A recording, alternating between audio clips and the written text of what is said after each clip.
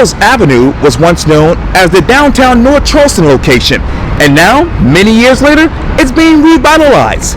I sit down exclusively with one of the people involved with the revitalization of Reynolds Avenue, Ed Sutton, for this edition of Quintin's Close-Ups. And if you haven't already, subscribe to my YouTube channel and download my free Quintin's Close-Ups app in your Apple or Google Play stores. And listen to this interview Friday on iHeartRadio. Ed Sutton, welcome back to Quintin's Close-Ups. Good to see you, Quintin. How you doing? I appreciate it greatly, doing great. Obviously, you are a husband, a veteran, a small business owner. Obviously, you're also an Air Force pilot, community activist, advocate, and obviously a world traveler. And now you are a dad. Yes, sir. Yes, sir. Our son is 7 weeks old. Amy and I are absolutely thrilled and been through a lot of adventures, challenges in our lives, and this has been by far the coolest and most rewarding. We're just, still smiling ear to ear as new parents and enjoying having a son. And son, you talked about in your letter recently in an email about the new normal. Mm-hmm. How do you describe your new normal now? A new normal is a lot of sleep deprivation, and I've got to give credit to my wife, Amy. She is, it mostly affects her, but as you know, newborns are kind of on that 3-hour cycle that they really need to feed every 3 hours or so, and we've gotten a couple good night stretches, a couple hours, a little bit longer than 3 hours at a time. Not quite to the full night, but hopefully we'll be there soon. But we're absolutely loving it, and our son actually, he just this past week started smiling, and I got him to roll over this morning too. So it's cool to see how quickly they grow and develop. You talk about develop. Obviously, a lot of people on Reynolds Avenue, where we're sitting right now, are trying to redevelop this area and revitalize it for the good. When you describe Reynolds Avenue in 2020, how do you describe it as? Yeah, so Reynolds is very exciting. And as Quintin mentioned here, we're sitting in 2000 Reynolds Avenue. It's a project that myself and Marshall Walker have been working on for a while, and we're excited for what the future of the street holds. Quick history: Reynolds Avenue was really developed in the 50s and 60s, and was kind of the original downtown North Charleston. And in fact, the first department store of the state was right around the corner, Edwards 5 and Dime. And starting around the 70s and 80s, as North Charleston continued to push further up north, and strip malls became kind of the norm, this area started to slowly decline business-wise. And then the final kind of knockout blow, if you will, is when the naval base closed in '93. And so since then, the street's been hasn't had a ton of business activity, a lot of empty storefronts. So we're in the process of trying to make it viable again, doing revitalization efforts. And we're trying to do it in a different way than it's been done before. Reynolds Avenue, it offers a lot of old school historic buildings, which are really cool. And there are a lot of opportunities for high density commercial development, which is what I really like, because anytime that you can put commercial downstairs and residential upstairs, you have a building that's constantly alive. There's constantly people coming and going, and creates what I feel like is a unique sense of community. But up here, talking about ways that we want to be different. I've been working in the neighborhood for about 4 years now. And we saw, or myself and a few other owners, also working with the nonprofit, the long-term stakeholders up here, saw that there needed to be a greater community voice from the business community. So we founded the Reynolds Avenue Merchants Association, Reynolds Avenue Area Merchants Association, and that has kind of been our vehicle, if you will, to advocate to the city and other folks of what we want to see this place to be in the future. And we've been after some pretty important initiatives. One of the first things that we decided to kind of take on is there's an industrial facility being built at the end of the street, and their initial designs were to put their trucking entrance on Reynolds Avenue. And we know if you're trying to have a small retail shop or outdoor cafe and you have 18 wheels running by, that's not a good mix right there. So we pushed back hard on that one. We worked with a couple of the other nonprofits in the area and also the neighborhood association. And through a partnership with the city, we were able to get them to redesign the facility and push that trucking traffic to McMillan where it's more appropriate, and kind of preserve the future of the street here. Another big initiative that we're pushing and we're pursuing through the Merchants Association, I've got to give credit to Low Country Local First, because this was their idea, is a Formula Business District. And we've seen kind of the direction that King Street is going downtown. It's used to be unique, a lot of local shops and everything. But with all the new hotels and everything, the rents have gone through the roof, very expensive to do business. And a lot of those unique local places have been replaced by national brands and that don't have that character that we appreciate here in Charleston. So we're trying to, in a way, convince those folks to come to Reynolds Avenue, but also protect that from happening up here. And by pursuing a form of zoning, there would be a special zoning process for anybody that has 15 or more locations, basically a chain. And we could do things like keep payday lenders under here. But also, I'll say something like some maybe fast food restaurants that don't necessarily bring a lot to the neighborhood type thing, that we can prevent those from popping up on every corner as well, and geared towards more something that's maybe a healthier food alternative and something that's going to be owned and employ strictly local here. So a lot of exciting initiatives going on with the Merchants Association. You talked about the business voice. How high are your voices going when it comes to the city of North Charleston? To the mayor's office. Mayor Sutton, we've met with him a couple of times. He has been very supportive of our efforts. He actually has told us about how across from Edwards, old Edwards 5 and Dime is where he used to buy his first pair of shoes, but didn't have enough money for socks, so he didn't purchase socks. But the city of North Charleston has been very, very supportive, and I got to give credit to Councilman Brown as well. He's been very supportive of our efforts. Another unique initiative that the city has had a direct hand in is they're working on acquiring Reynolds Avenue and Sproul Avenue, taking that control back from state DOT to where it becomes a local road. Right. And the value there is anytime a municipality owns a road, they take better care of it, because I can reach out directly to the councilman here, the mayor, and voice my concerns or something. Where DOT is tough because you're calling a bureaucrat in Columbia, and they just, quite frankly, they don't care as much as a local representation is. So we're excited. We're excited that that process hasn't been completed yet, but the city is working on it. And when they have control of the roads over here, we're excited to see what kind of streetscapes and crosswalks come back. How expensive will be business here on Reynolds Avenue in your mind? To do business here, I think it'd be the best place and probably the cheapest place to do business. Rents are still affordable around here, which is great. We have to protect against that, because we know that as places develop, they tend to push people out, which is not a good thing. That's something that we're trying to prevent here. But right now, finding commercial space, especially retail space, this is the absolute cheapest place in Charleston, which is fantastic. And also to make it not only, with passion things like formal business zoning that will encourage local businesses here, we're also trying to make it easier for people to get here. So another initiative we're pursuing is, I'm sure you've heard of the bus rapid transit system, the low country rapid transit system. Their current stop, proposed stop, that's closest to here is about a quarter mile up the road, which is a quarter mile is pretty hard, especially for somebody elderly. So we're working with them, and they've been open to so far as getting another BRT stop added at the end of the street, because we know in a short or a small space, we're going to have a bunch of different businesses, a bunch of different residents. So it makes sense to have a stop right there to be able to utilize that system. So not only are we trying to make this area affordable or make sense, but also make it easily accessible for folks. You talk about that retail space. Can a grocery store be here on Reynolds Avenue? Oh man, if you can find a grocery store, we'll give them a sweetheart of a deal. Going back to the form of the business, we're going to make exceptions in that model to drugstores and grocery stores, because we know that that's the biggest need in this area. If you look at a heat map, we're a food desert, and there's a lot of work that has to be done to bring in a grocery store. On the drugstore side, there's, I think, 8 independent drugstores in town, and I've called every single one trying to recruit them here, because we have the space. We just need the operator to come. And then the same thing on the grocery front. We've been trying to recruit folks to come to this neighborhood, because it's just hard for folks to get food. And I think the closest grocery store to this location is maybe the Publix in West Ashton.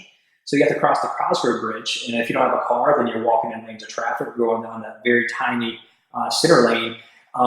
So a couple of issues there, but number one, we need a grocery store in the neighborhood to keep people off the Cosgrove Bridge, but we also need to open that bridge up too and make it easier for people to cross and go back and forth. Back and forth.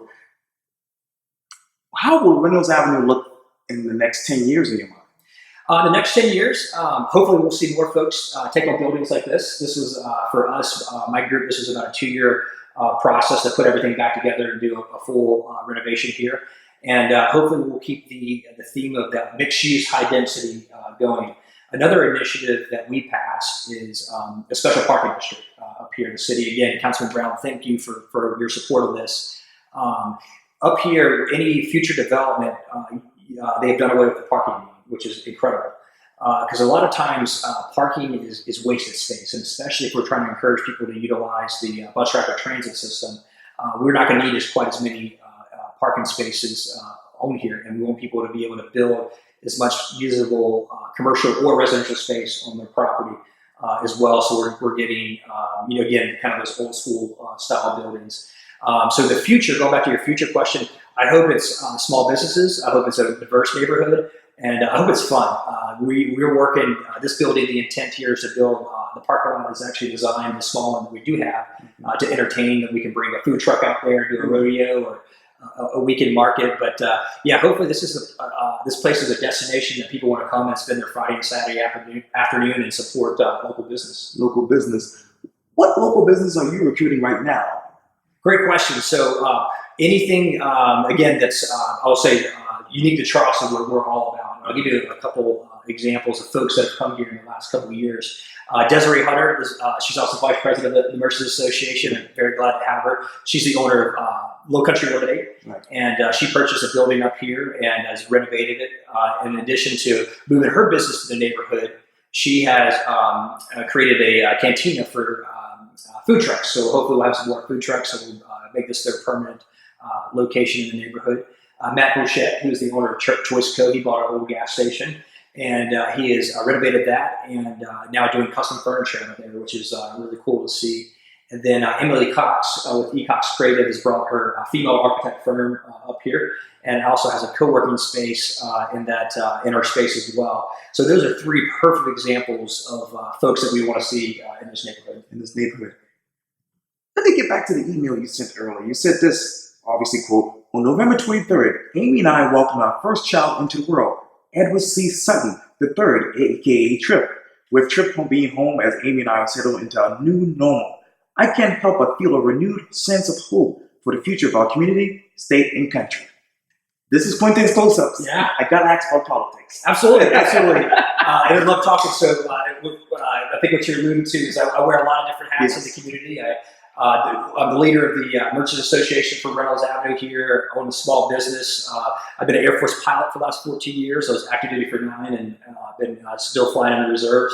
And then I'm running for state representative of 114, which is the upper half of West Ashley, and trying to take that community development, that being engaged with the issues to a larger level here. But yeah, a renewed sense of hope. Have a child. Certainly changes your outlook on life, because now we have a kid at stake in this community.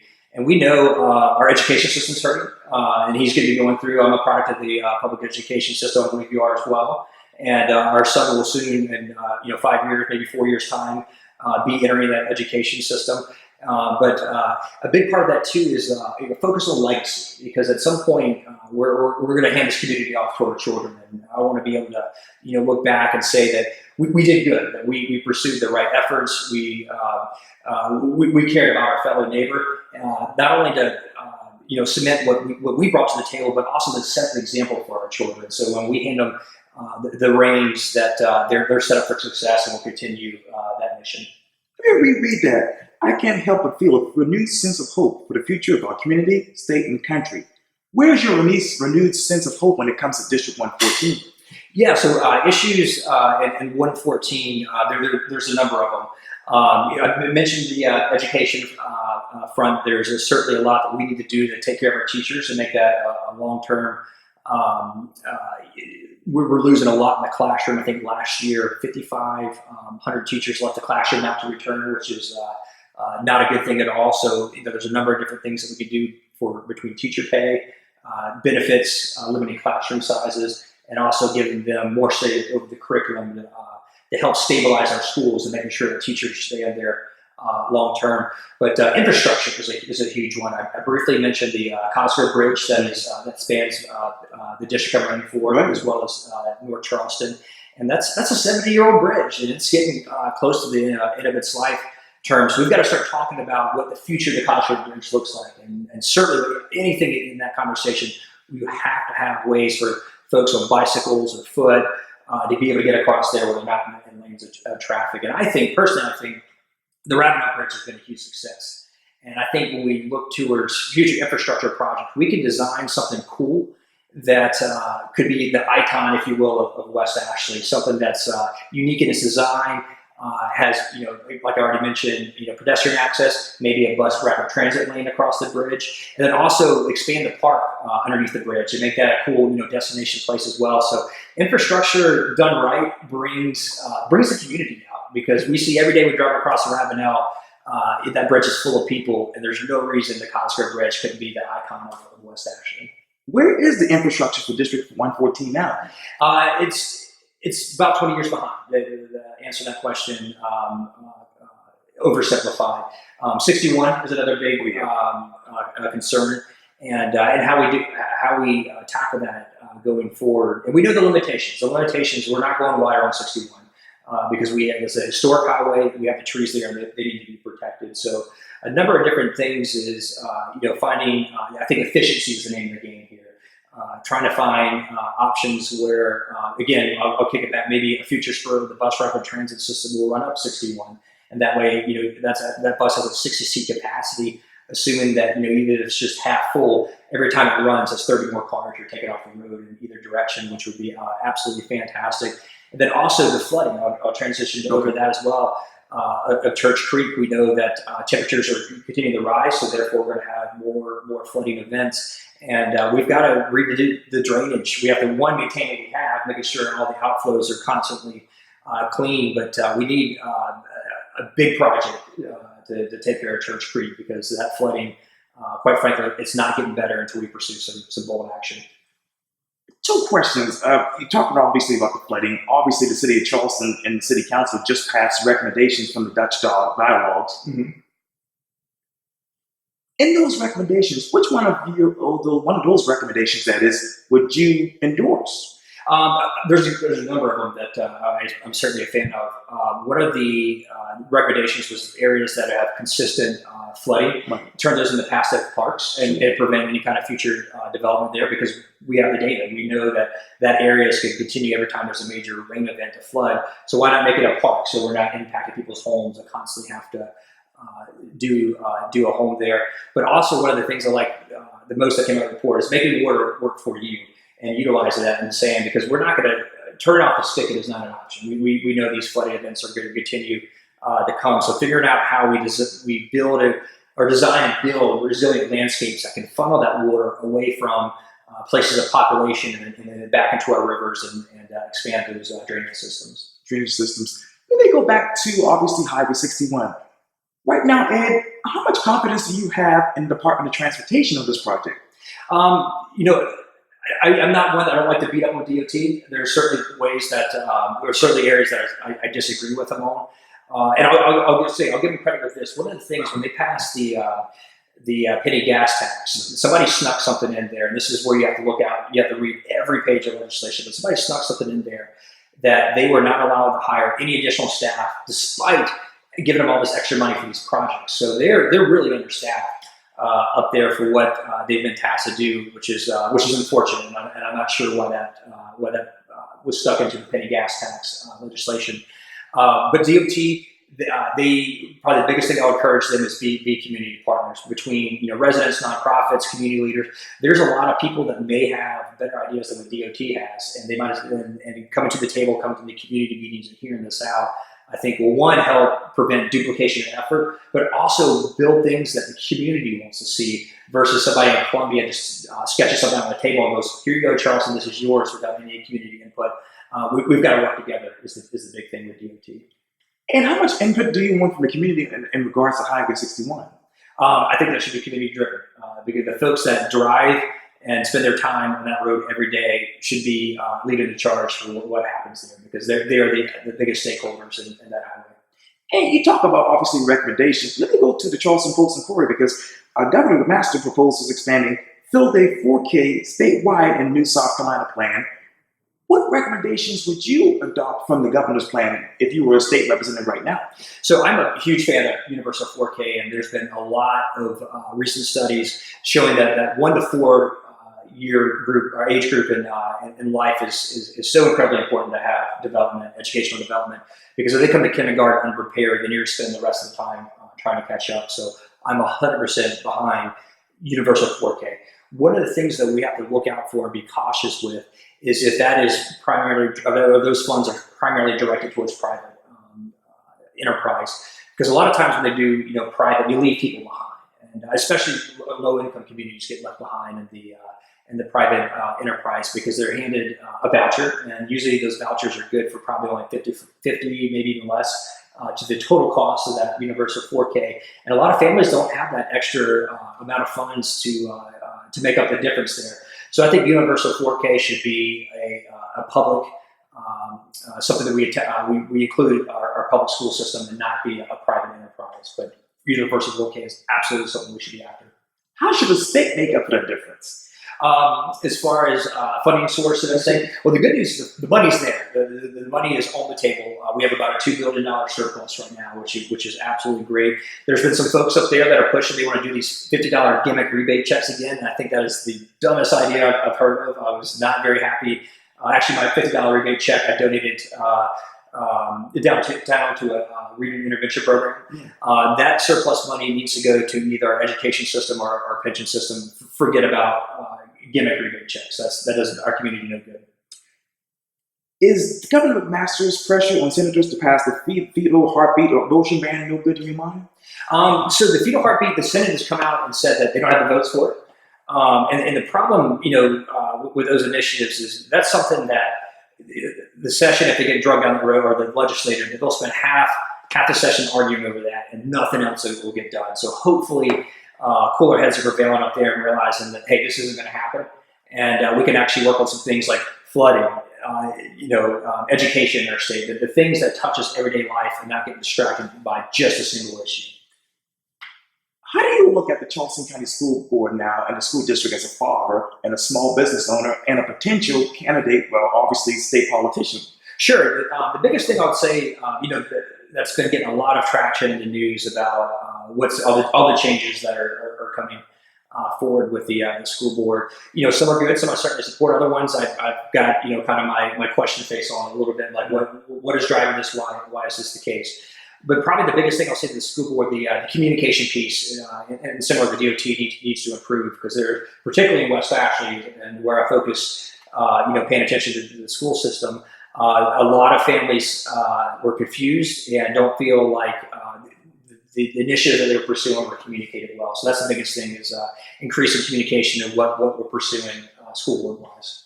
Let me get back to Reynolds Avenue. Awesome. Yes, sir. You took on the task to help revitalize this area 4 years ago. What is the biggest difference between 4 years ago and right now when you think of Reynolds Avenue? I think we got people excited. With this project in particular, my phone rings out the hope of people that are interested in it, and we've had a lot of new interest coming to this area. So the buzz and excitement's here, which is really cool to see. But also, like I said, we need to make sure that we stick true to the mission, that we make this a small business hub, and not go the way of something that's bland or corporate. But yeah, it's exciting times, and I'm excited for the future of this area. What is the state of small businesses in this area in your mind? A lot of potential white space. We still have a lot of empty space on the street, and room for improvement. So in the 4 years I've been up here, I think I've helped 11 different businesses located on the street, which we're very proud of that. And I think that trend will continue, because the space is here. It's almost kind of like Field of Dreams. If you build it, they will come, and we've built it, and people are slowly coming. So I think we'll see more of that. And how many empty businesses are you talking now? On the space, on the street right now, storefronts I can think of probably at least eight or 10 different spaces that are available. Not all, I'll say, are necessarily advertised. So there are some building owners that they just don't have interest in either renovating or do anything with it, so it's sitting empty. And we try to reach out to them, we try to encourage them, and connect them with hopefully models that will work for them, because everyone is unique. But yes, going back to the space is here if you're going to do business. What models work for you and your organization? Again, I'll say constant theme here, talking to communities. So I go to not only in my capacity as the president of the Merchants Association, but also as a business and building owner here. I go to all the neighborhood meetings and talk to folks and say, hey, what do you want? What do you think? And we had this particular building here is a perfect example of that. We found out some really cool history along the way because a lot of folks that used to work here when this was an ice cream shop and a drugstore still live here. It's cool to hear their stories and hear them, say, hey, please go out there and get us a drugstore again. It's something we're working on. Certainly not easy, but hopefully in the future we'll be able to land something here that is either a drugstore or a grocery store. And where are we with affordable housing on Reynolds Avenue? So this building, we hit, I feel like, a really good price point. So this is one of our apartments that we're sitting here that we built. The lowest price apartment in this building started at $800 a month, which is incredible. And as you look for the quality around here, I'm willing to say it's probably the nicest apartments in North Charleston, and with the price tag on there, that is absolutely fantastic. But there's a lot to be done here because affordable housing, rents remain low here. But we will see in the future as this area develops that there'll be more pressure to increase that. So I think that moving forward with the affordable housing efforts, that's going to have to be not just the Merchants Association, neighborhood association, the city. It's going to have to be a number of different things. So I think anybody operating within a silo may not hit the target exactly right. Mm-hmm. But also along those lines, what we want to do in this neighborhood is encourage home ownership because I think 74% of homes in this neighborhood right now are owned in LLCs. And we just know that somebody who owns a home is going to take care of it. They're going to take greater pride in their home. And I'll give credit to Minorityowned, who's been a fantastic community partner. They've got some great programs for helping folks attain home ownership. So that's a big thing that we want to encourage is get that number a lot lower to where more folks are actually owning their homes in this neighborhood. How many homeowners are in this neighborhood right now? That's a good question. I can't tell you the exact overall number, but the easy answer is not enough. How do you stop that pressure of making sure the rents here don't go up in the next 5-10 years? I think bring in the right folks, folks that have a heart. Of course, like this building, we have to, turn a profit and make sure that the renovation is, pays for itself and everything like that. But also at the same time, there's a balance there. You don't want to be greedy. You don't want to do something that makes it unattainable for folks in the neighborhood. So the Merchants Association is huge on encouraging that. But yeah, how to protect against that. Zoning helps certainly a lot. And then utilizing nonprofit programs that are already in place in this neighborhood, making sure that folks are aware of that. Aware of that. Mm-hmm. On Reynolds Avenue, how many minority-owned businesses do you want to come here? Are you recruiting? Yeah, I don't think we've set an exact number. Thankfully, we do have a good number of minority businesses. Always room for more. One of and I'll mention Low Country Local First again. They have actually started a minority business incubator right around the corner from here, which is fantastic because they help somebody start from square one, developing a concept, a budget, and learning all those skills, and they also have the space available for it. And I won't steal their thunder at all. I know that Jamie's got I believe a new business in their program that's going to be opening up here pretty soon, and we're very, very excited about that. But yes, this is a great neighborhood for minority-owned businesses. Minority-owned businesses. Mm-hmm. Ed Sutton, thank you so much for your time. And again, welcome back to Quintin's Close-Ups. Thank you, Quintin. It's good seeing you again. Likewise. Yeah.